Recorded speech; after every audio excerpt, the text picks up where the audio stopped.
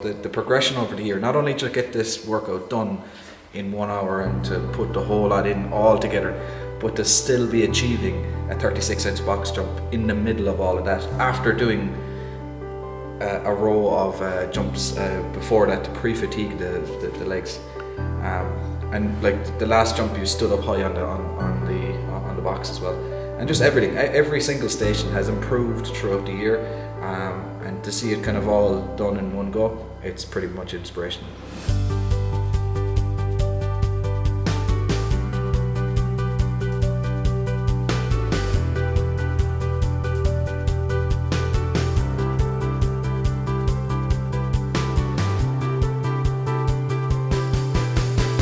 Hey, what's going on? Welcome to the vlog. My name is Vic. Some of you might know that a year ago I decided to attempt to change my life.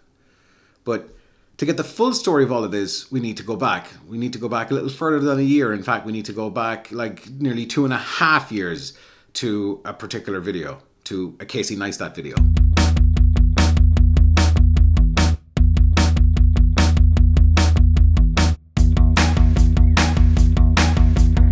It was that Casey Neistat video that inspired me to go back onto YouTube. I used vlog like years and years ago before vlogs weren't vlogs. In fact, they were just called awful. So that Casey Neistat video about a $21,000 plane ticket inspired me to get back into YouTube. Hey, how's it going? Welcome to the vlog.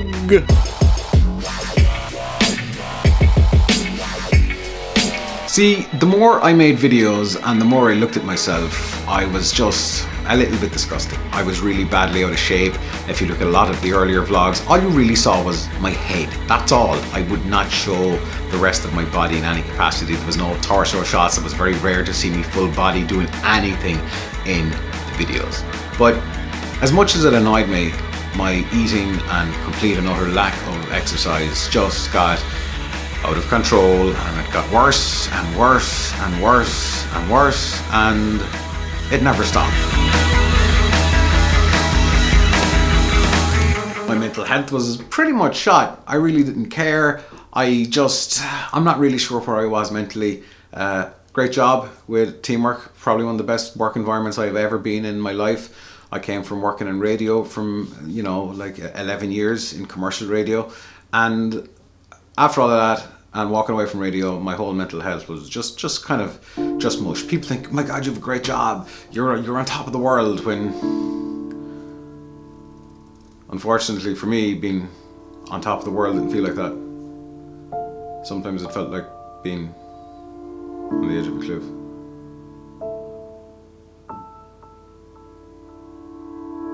Or a riverbank, but anyway, that's another story for another vlog. Yeah, so let's move on.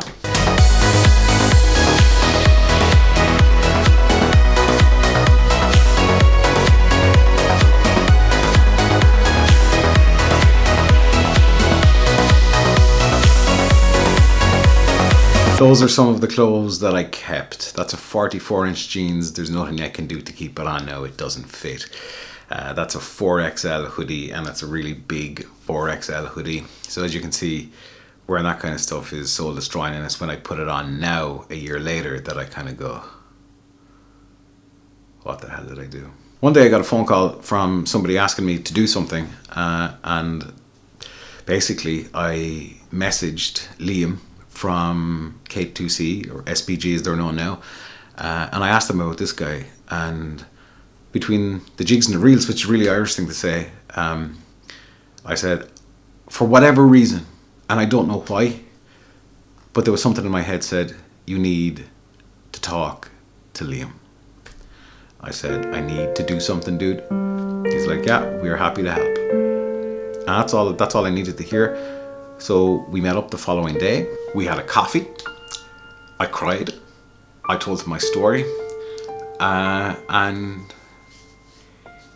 he said that they would help, and they would do whatever they could to help. And he said, we need to do the physical side of it. We give you a nutritionist, and we need to, work on your mental health. We have all of those assets available. They're yours. Let's work out a plan, and let's do it.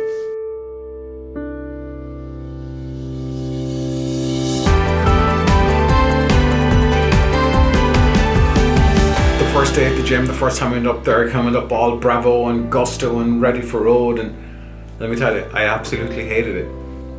That first 5-10 minutes, I was like, I'm done. I'm going to stay this way forever. I'm just going to stay fat and dying a quick death forever. And, you know, thinking about it now, if I didn't do something back then, think about this, I'd been in hospital twice with chest complaints. They never said there was anything wrong with my heart, but that never woke me up. And then I was thinking of my two kids, Cameron and me, going, if this doesn't change, someday those kids are going to go into school without a dad.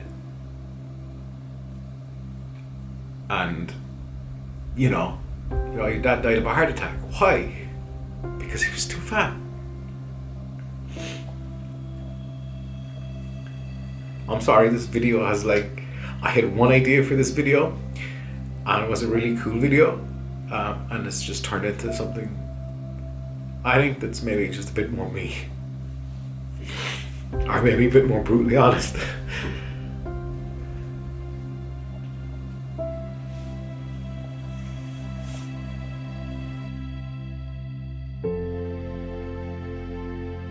That Casey Neistat video started this process, which is now a year in.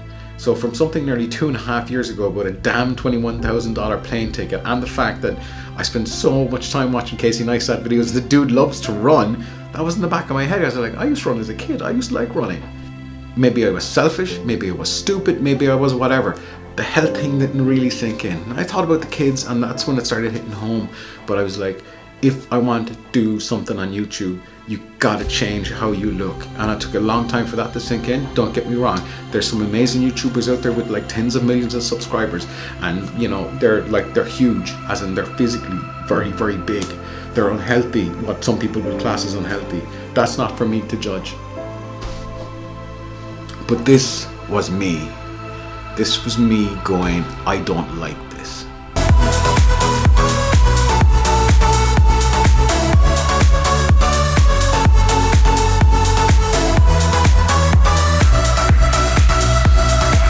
Six months into this challenge, I felt I was strong. I was after losing some weight.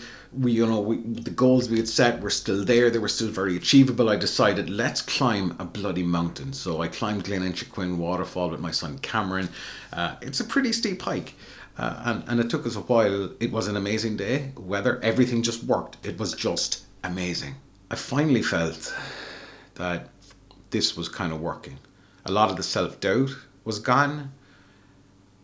And the belief that was always there, which was very, very deep, that still was able now to start coming to the surface. And we get to yesterday.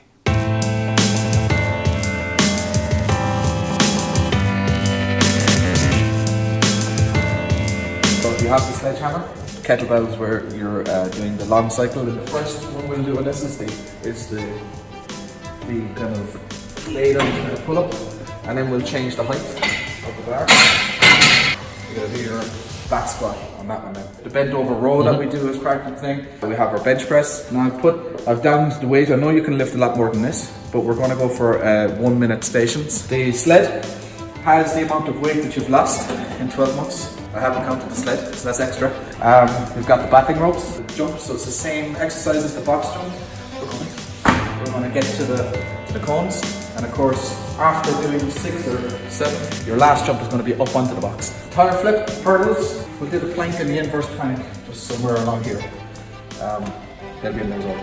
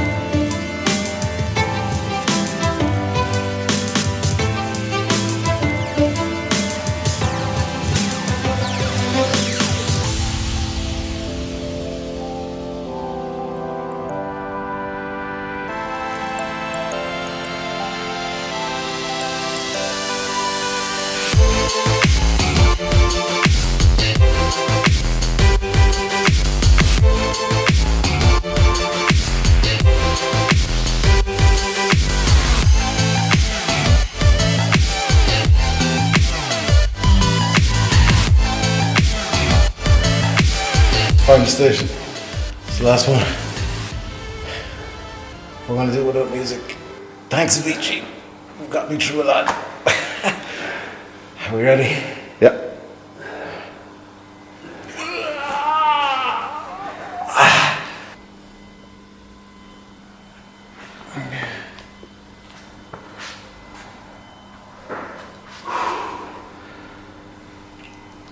Three, two, one, time. This is the last time I'm wearing this damn hoodie. This is going to become a tent for the kids or a bed for the dog, but I'm always going to keep it. Editing this video and putting this whole thing together, which if you've lasted this far, thank you for watching, by the way. It did really kind of, the impact of the last year kind of hit me. This has been the rawest, most emotional video that I've ever made. And you need in life to find inspiration from wherever you can. For me, in a really roundabout way, this all started from that Casey Neistat video. Watching a whole ton of Roman Atwood constantly has really kind of inspired me to be just a genuinely better person. So those were things that some people might go, that's really weird, man. But it's whatever works for you, and those were things that started. And as I've been thinking about making this video, I understand that people think that the whole, oh, you changed how you look for YouTube. That really, that's what I kind of thought on the outside, but it's what was on the inside really is what needed to change. And I was able to do that through a little bit of hard work and just lots of determination. And I think once you get these things locked in life, then you can get 2 or 3 or 4 months into something, or it could be 2 or 3 days or 2 or 3 weeks. Then it starts becoming acceptable. And the thing is with all of this, once you take one step forward, just one step forward, you are a million miles away from where you were. And then the next step and the next step and the next step, and then before you know it, you're really starting to change your life. I genuinely didn't think I could do this, and it might be a cliche, but if I can do this, then anybody can do it. You don't have to be like a gifted athlete. You don't have to have athletic genes, and yeah, these are not athletic. You just have to want to do it. You just have to want to find a reason to do it. And for me, it was a YouTube thing. I didn't like how I looked on camera. That's very superficial. But for whatever reason, that's what worked for me. That's what kind of motivated me to do it. You can look however you want if you're a content creator. You can look however you want. But this was me. This was the excuse that embedded into my head. And it worked hugely. So find whatever excuse you need and do it. But for you, don't do it like, I'm going to do it next Monday. Yeah, I'm going to do it next Monday. Don't do it tomorrow. You can change your life, and you can stop existing and start living right now.